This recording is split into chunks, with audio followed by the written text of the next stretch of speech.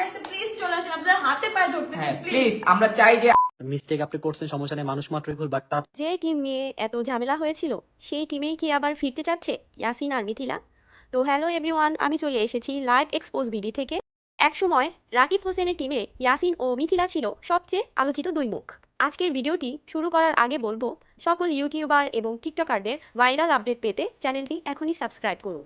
ইয়াসিন ও মিথিলা, তাদের chemistry, funny content আর blog দর্শকরা অনেক পছন্দ করত। কিন্তু টিম ছাড়ার পর তৈরি হয় বড় দূরত্ব, এমনকি সেই ঝামেলার ভিডিও ভাইরাল হয়েছিল।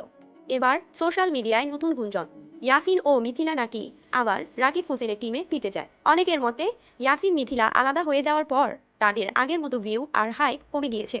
অন্যদিকে রাকিব হোসেনের টিম এখনো স্ট্রং পজিশনে আছে, তাই দর্শকদের একটা বড় অংশ মনে করছে পুরনো সবকিছু ভুলে আবার একসাথে কাজ করার চিন্তা করতে পারে ইয়াসিন মিথিলা।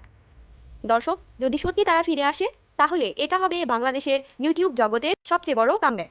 আবার prank, funny challenge, travel blog সবকিছুতে পুরোনো কেমিস্ট্রি ফিরে আসবে।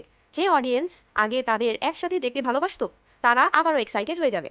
এখন প্রশ্ন হলো, রাকিব হোসেন কি তাদের আবার টিমে নেবে? আর ইয়াসিন মিথিলার ফিরে আসা কি সত্যিই সম্ভব?